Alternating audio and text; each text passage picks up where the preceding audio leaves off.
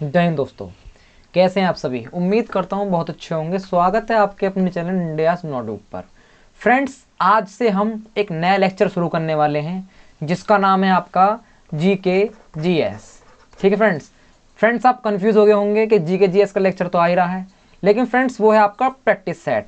यानी कि मैं आपके लिए जो लाता हूँ जीके जीएस का टॉप 25 प्रैक्टिस सेट डेली लाता हूँ। ये तो हो गए आपके फ्रेंड्स प्रैक्टिस सेट।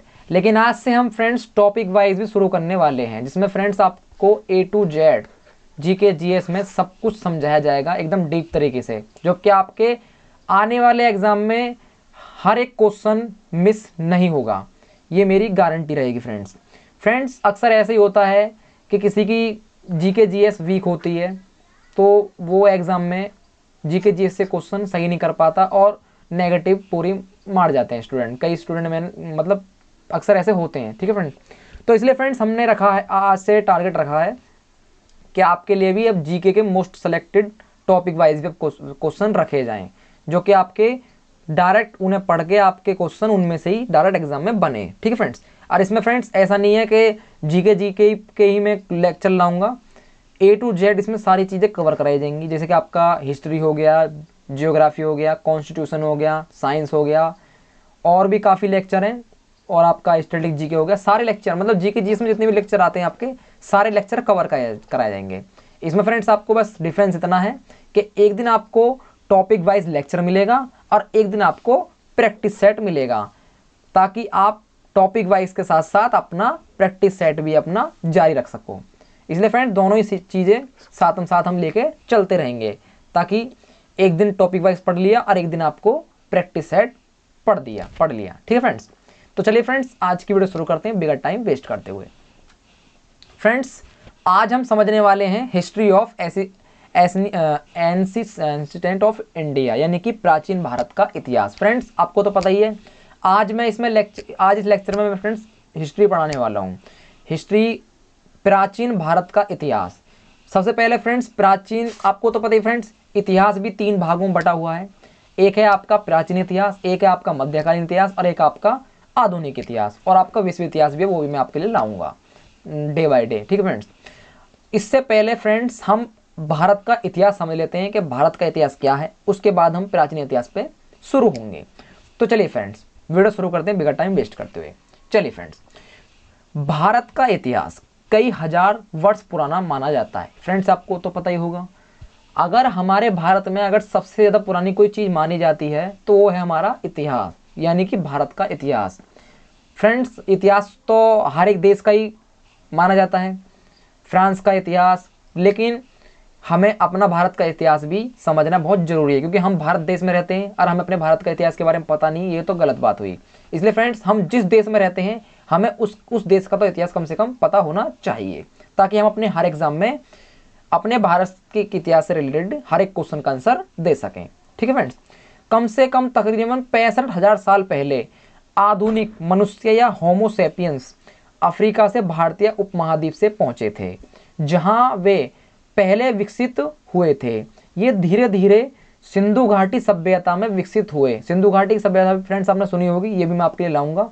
लेकिन फ्रेंड्स आज से मैंने आपका ये लेक्चर शुरू कर दिया है, तो ए टू जेड अब मैं सारी चीज़ इसमें आपको समझाऊंगा शुरू से लेके एंड तक।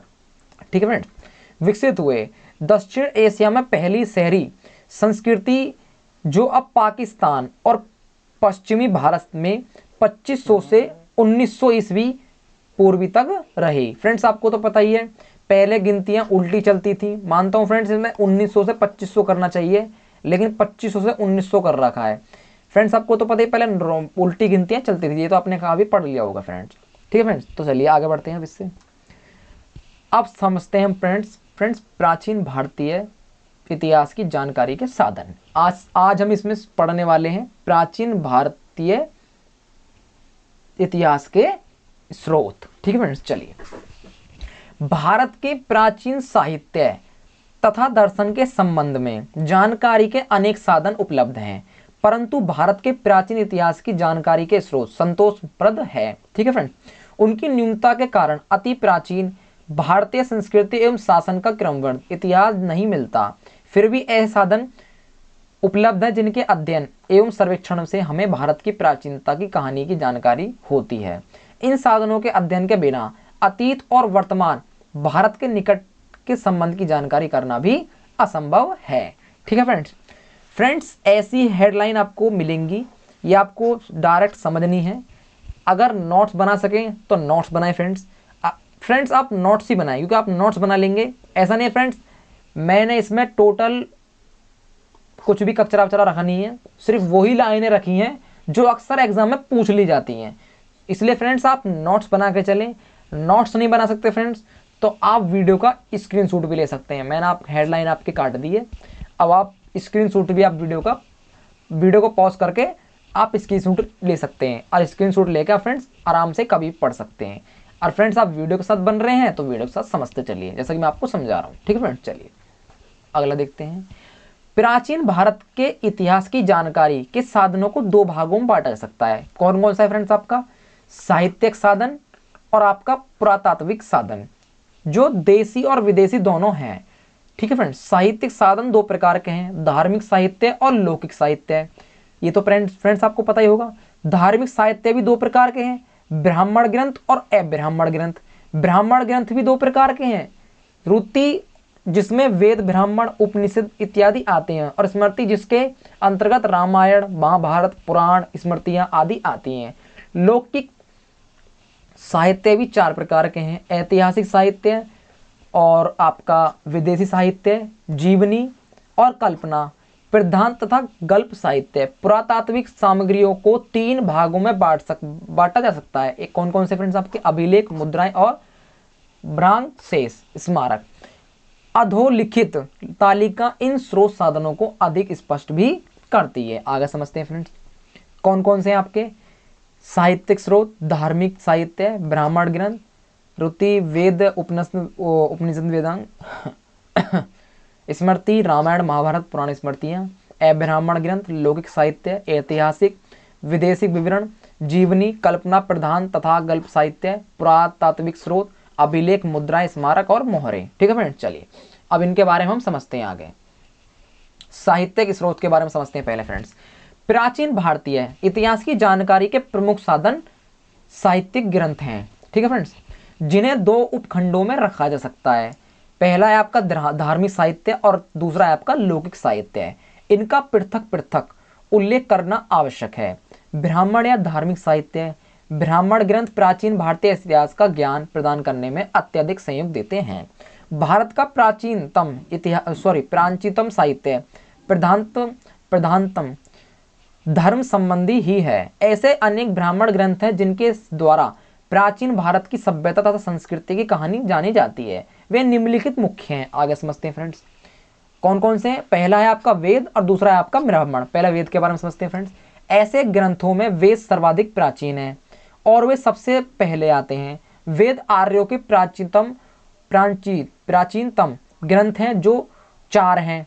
वेद तो आपको पता ही होगा फ्रेंड्स कौन कौन से हैं आपके, ऋग्वेद, सामवेद, यजुर्वेद और आपका अथर्ववेद। ठीक है, ये से आर्यों के प्रसार पारस्परिक युद्ध, आनर्यों, दासों और दस्युओं से उनके निरंतर संघर्ष तथा उनके सामाजिक, धार्मिक तथा आर्थिक संगठन की विशिष्ट मात्रा में जानकारी प्राप्त होती है।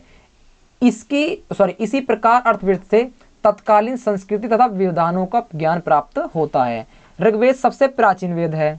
ठीक है फ्रेंड्स, कौन सा है सबसे प्राचीन वेद? आपको कौन सा है फ्रेंड्स? आपका प्राचीन वेद जो है आपका ऋग्वेद है। चलिए अब ब्राह्मण के बारे में समझते हैं। मुनिरों तथा संहिताओं की गद्य टीकाओं को ब्राह्मण कहा जाता है।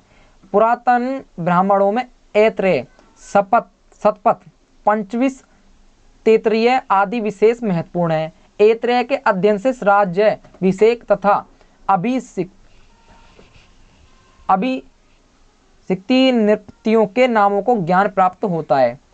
शतपथ के 100 अध्याय भारत के पश्चिमोत्तर के गंधार, शाल्य तथा केकय और आदि प्रचाय देश, कुरु, पांचाल, कौशल तथा विदेह के संबंध में ऐतिहासिक कहानियां प्रस्तुत करते हैं। राजा परीक्षित की कथा ब्राह्मणों द्वारा ही अधिक स्पष्ट हो गई है।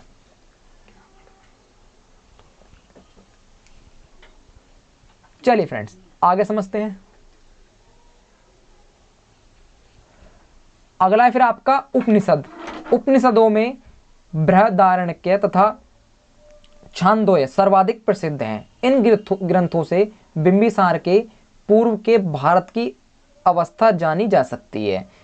परीक्षित, उनके पुत्र जनमेजय तथा पश्चातकालीन राजाओं का उल्लेख इन्हीं उपनिषदों में किया गया है।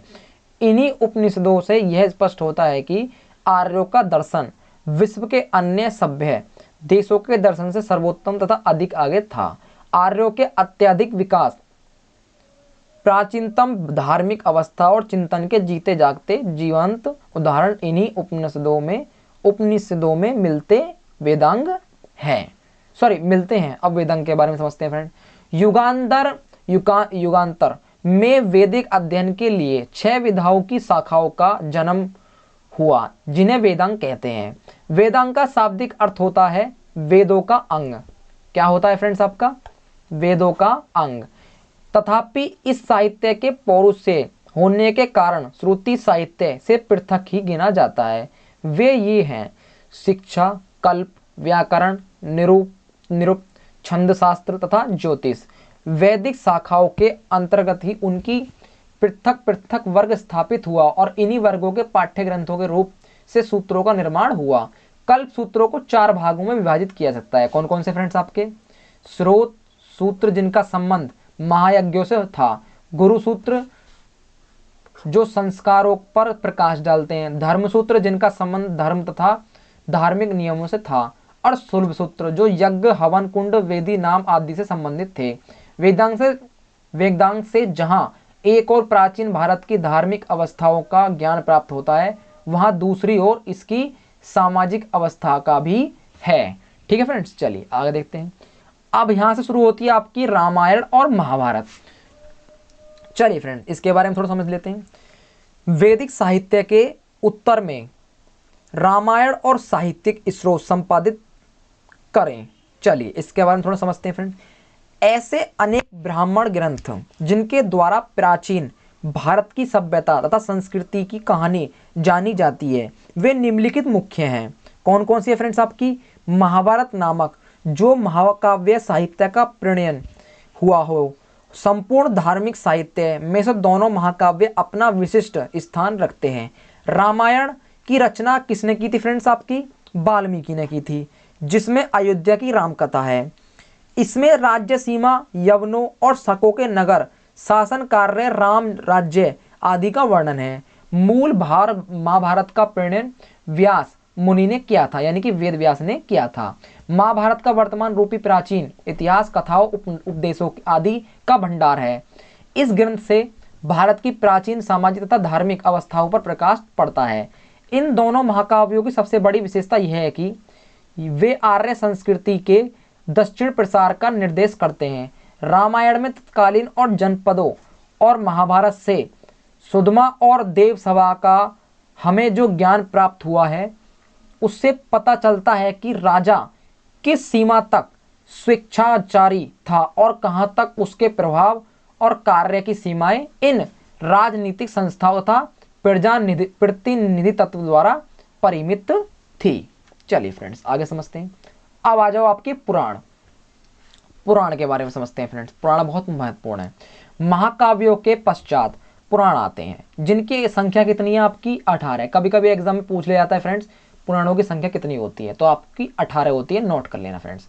इनकी रचना का श्रेय सूत लोमहर्षण अथवा उनके पुत्र उग्रश्रवस या उग्रश्रवा को दिया जाता है।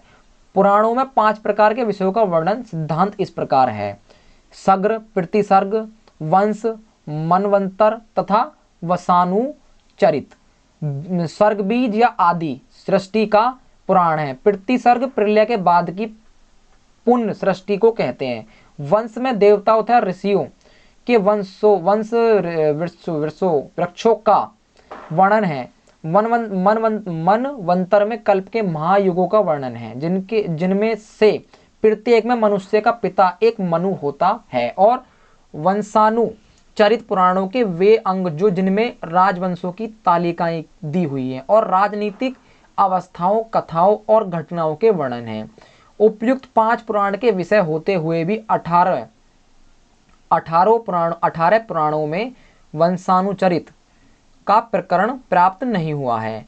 यह दुर्भाग्य ही है, क्योंकि पुराणों में जो ऐतिहासिक दृष्टिकोण से अधिक महत्वपूर्ण विषय हैं वे वंशानुचरित हैं। वंशानुचरित केवल भविष्य, मत्स्य, वायु, विष्णु, ब्राह्मण तथा भागवत पुराणों में ही प्राप्त होता है। गुरुण पुराणों में भी पौरव, इक्ष्वाकु और बृहद्रथ राजवंशों की तालिका प्राप्त होती है, पर इनकी तिथि पूर्णतः अनिश्चित और पुराणों की भविष्यवाणी शैली में कलयुग के नरपतियों की तालिकाओं के साथ शिशुनाग, नंद, मौर्य, सुग, कर्ण, आंध्र तक गुप्त वंशों की वंशावलियां भी प्राप्त होती हैं। शिशुनागों में ही बिंबिसार एवं अजातशत्रु का उल्लेख मिलता है। इस प्रकार पुराण 4वीं शताब्दी की स्थितियों का उल्लेख करते हैं। मौर्य वंश के संबंध में विष्णु पुराण में अधिक उल्लेख मिलते हैं। ठीक इसी प्रकार मत्स्य पुराण में मांद वंश का पूरा उल्लेख मिलता है। वायु पुराण गुप्त सम्राटों की शासन प्रणाली पर प्रकाश डालते हैं। इन पुराणों में शूद्रों और मच्छेलों की वंशावली भी दी गई है। आभीर, कौन कौन से फ्रेंड्स आपके? आभीर, शक, गर्धव, यवन, तुषार, हूण आदि के उल्लेख इन्हीं सूचियों में मिलते हैं। ठीक है फ्रेंड्स, चलिए आगे बढ़ते हैं। अब है आपका स्मृतियां। ब्राह्मण ग्रंथों में स्मृतियों का भी ऐतिहासिक महत्व है। मनु, विष्णु, याज्ञवल्क्य, नारद, बृहस्पति, पराशर आदि की स्मृतियां प्रसिद्ध हैं, जो धर्म शास्त्र के रूप में स्वीकार की जाती हैं। मनु स्मृति में जिसकी रचना संभवतः 2वीं शताब्दी में की गई है, धार्मिक तथा सामाजिक अवस्थाओं का पता चलता है। नारद तथा बृहस्पति स्मृतियों से जिनकी रचना करीब 6वीं सदी ईस्वी के आसपास हुई थी, राजा और प्रजा के बीच होने वाले उचित संबंधों और विधियों के विषय में भी जाना जा सकता है। इसके अतिरिक्त पराशर, अरित्र, ठीक है फ्रेंड्स, हरीश, उशनस, अंगिरस, यम, उमरवत, कात्यायन, व्यास, तक्ष, सरतात्य, गाग्रे वगैरह की स्मृतियां की प्राचीन भारत की सामाजिक और धार्मिक अवस्थाओं के बारे में बतलाती हैं। फ्रेंड्स, कुछ शब्द ऐसे होते हैं इतिहास में भी डिफिकल्ट जिन्हें पढ़ने में कंफ्यूजिंग हो जाती है, इसलिए माफी चाहता हूँ फ्रेंड्स। आगे बढ़ते हैं। ब्राह्मण ग्रंथ, अब इसके बारे में समझते हैं। धार्मिक साहित्य के ब्राह्मण ग्रंथों के अतिरिक्त ब्राह्मण ग्रंथों में उस समय की विभिन्न अवस्थाओं का पता चलता है। बौद्ध ग्रंथ, बौद्ध मतावलियों ने जिस साहित्य का सृजन किया उसमें भारतीय इतिहास की जानकारी के लिए प्रचुर सामग्रियां निहित हैं। त्रिपिटक इनका महान ग्रंथ है। सूत्र, विनय तथा अमिधम मिलाकर त्रिपिटक कहलाते हैं। बौद्ध संघ भिक्षुओं तथा भिक्षुणियों के लिए आचरणीय नियम विधान विनय पिटक में प्राप्त होते हैं। सुत्त पिटक में बुद्धदेव के धर्मोपदेश हैं। सुत्त पिटक 5 निकायों में विभक्त हैं। प्रथम दीर्घ निकाय में बुद्ध के जीवन से संबंध एवं उनके संपर्क में आए व्यक्तियों के विशेष विवरण हैं। दूसरे संयुक्त निकाय में 6वीं शताब्दी पूर्व के राजनीतिक जीवन पर प्रकाश पड़ता है, किंतु सामाजिक और आर्थिक स्थिति की जानकारी इससे अधिक होती है। तीसरे मजीम निकाय को भगवान बुद्ध की दैविक शक्तियों से युक्त एक विलक्षण व्यक्ति माना जाता है। ठीक है फ्रेंड्स, चलिए आगे बढ़ते हैं। चौथे अगुंतर निकाय में 16 महाजनपदों की सूची मिलती है। 5वें खुरंक निकाय लघु ग्रंथों का संग्रह है, जो 6वीं शताब्दी ईस्वी पूर्व से लेकर मौर्य काल तक का इतिहास प्रस्तुत करता है। अधिधम पिटक में बौद्ध धर्म के दार्शनिक सिद्धांत हैं। कुछ अन्य बौद्ध ग्रंथ भी हैं। मिलिंद पनों में यूनानी शासक मिलिंडर और बौद्ध भिक्षु नागसेन के वार्तालाप का उल्लेख है। दीपवंश मौर्य काल के इतिहास की जानकारी देता है। महावंश भी मौर्यकालीन इतिहास को बतलाता है। महाबौद्धि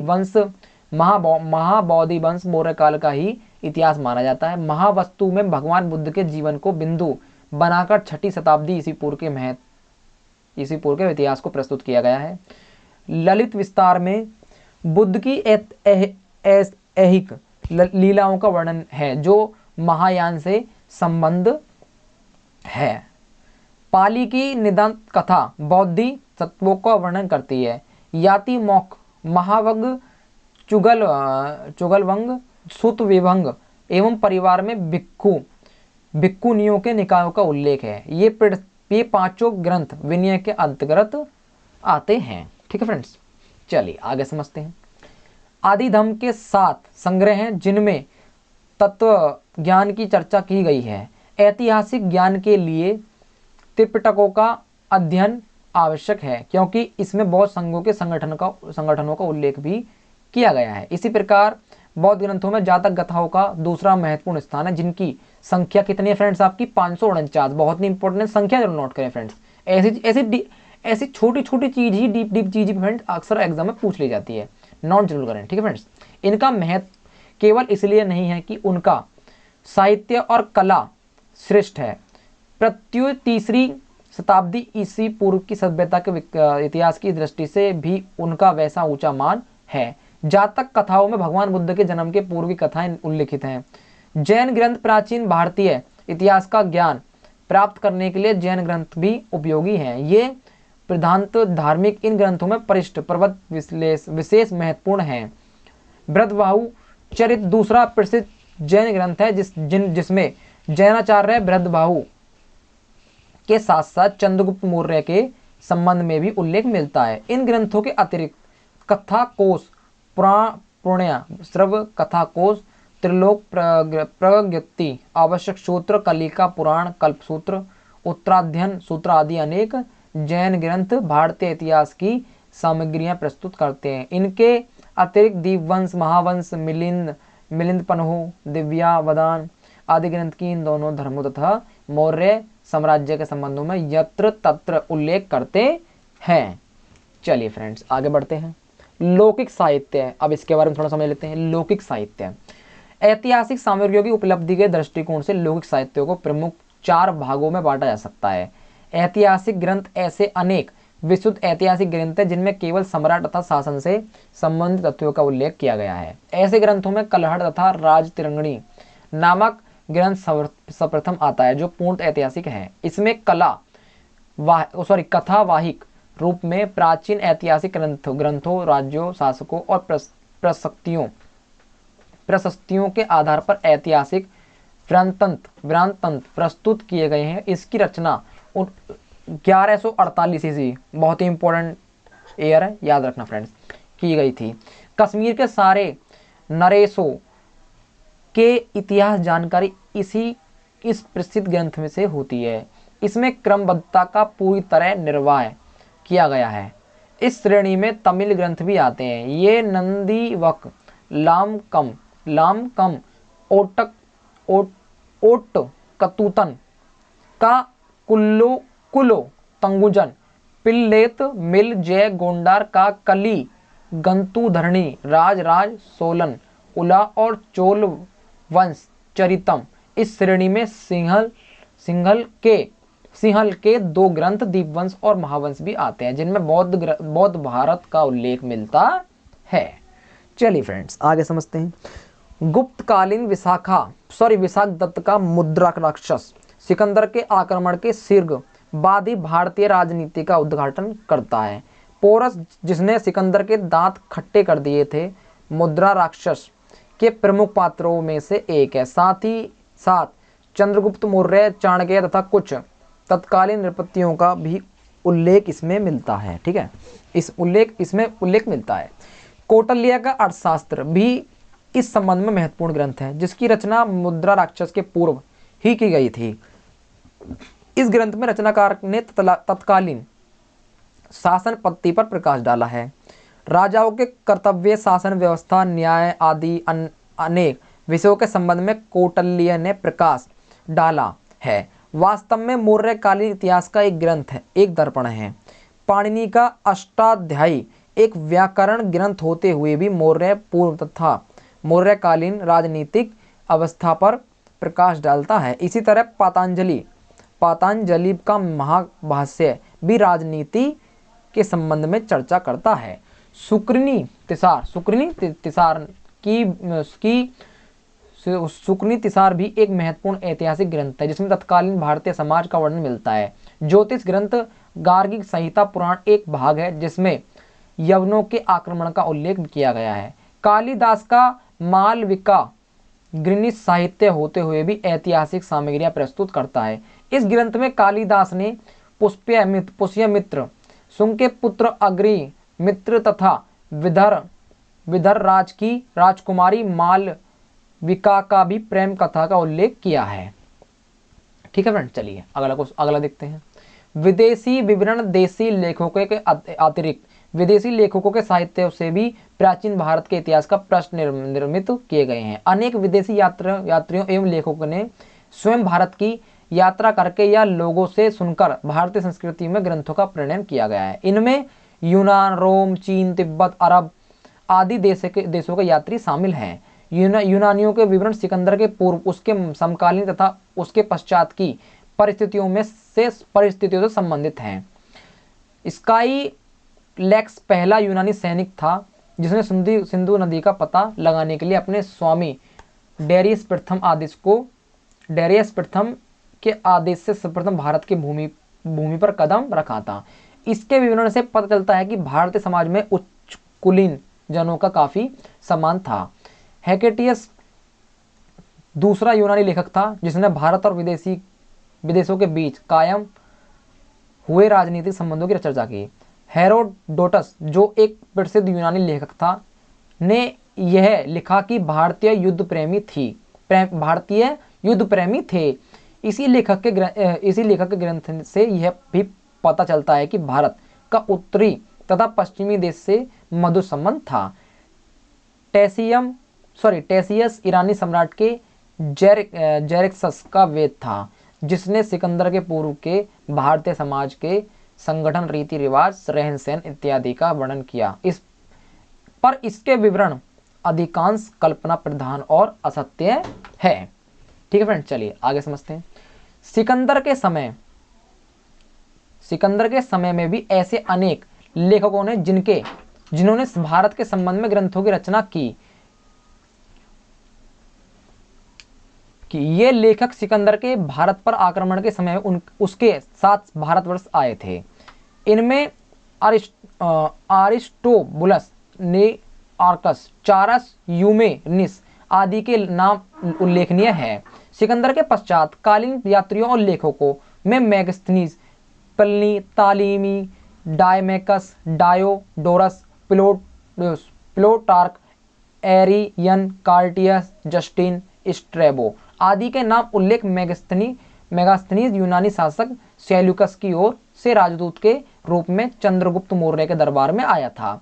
इसकी इंडिगा भारतीय संस्थाओं में भूगोल, समाज के वर्गीकरण, पाटलिपुत्र आदि के संबंध में प्रचुर सामग्रियां देती हैं। यद्यपि इस ग्रंथ का मूल रूप अप्राप्य है, पर इसके उद्धरण अनेक लेखकों के ग्रंथों में आए हैं। डायमेकस राजदूत के रूप में बिंदुसार के दरबार में कुछ दिनों तक रहा, जिनसे अपने समय की सभ्यता राजनीति का उल्लेख किया। इस लेखक की भी मूल पुस्तक अनुपलब्ध है। तालीमी ने भारतीय भूगोल की रचना की। प्लिनी ने अपने प्राकृतिक इतिहास में भारतीय पशुओं, पौधों, खनिज आदि का वर्णन किया है। इसी प्रकार एरेलियन के लेख तथा कर्टियस, जस्टिन और स्ट्रैबो के विवरण भी प्राचीन भारतीय इतिहास के अध्ययन की सामग्रियां प्रदान करते हैं। एरिथियन सागर का पेरिप्लस नामक ग्रंथ, जिसके रचयिता का नाम अज्ञात है। क्या नाम फ्रेंड्स आपका? अज्ञात है। भारत के वाणिज्य के संबंध में ज्ञान देता है। फ्रेंड्स आज ये हमारा लास्ट था। ऐसा नहीं है फ्रेंड्स अभी आपका प्राचीन भारत खत्म हो चुका है। यह आपका पहला लेक्चर था, यानी कि ये जो आज मैंने इसमें समझाए थे ये थे आपके प्राचीन भारत के स्रोत, यानी कि हमारे प्राचीन भारत के स्रोत क्या थे। अभी फ्रेंड्स और भी लेक्चर हैं प्राचीन भारत के, तो सबसे पहले फ्रेंड्स मैं आपका प्राचीन भारत कवर करवाऊंगा, उसके बाद मध्यकालीन, उसके बाद आधुनिक, उसके बाद विश्व इतिहास, उसके बाद फिर आपका भूगोल, उसके बाद फिर आपका अर्थशास्त्र, फिर आपका संविधान, फिर आपका साइंस, फिर आपका, यानी कि A to Z चीज़ आपकी अब GK GS मुझे कवर करवानी है, ताकि आपका आने वाले समय में एक भी क्वेश्चन मिस ना हो सके। ठीक है फ्रेंड्स, अगर फ्रेंड्स आज का हमारा नया लेक्चर था, अगर वीडियो पसंद आई हो तो वीडियो को लाइक जरूर दें। अगर लेक्चर पसंद आए हो तो अपने दोस्तों के साथ शेयर भी करें, और अपने चैनल इंडियाज नोटबुक को सब्सक्राइब करना बिल्कुल ना भूलें। व्हाट्सअप ग्रुप में ज्वाइन होना चाहते हैं फ्रेंड्स आप, तो लिंक आपको डिस्क्रिप्शन मिल जाएगा, आप वहां से जाके ज्वाइन हो सकते हैं। ठीक है फ्रेंड्स, फिर मिलते हैं फ्रेंड्स आपके नए लेक्चर के साथ, तब तक के लिए जय हिंद।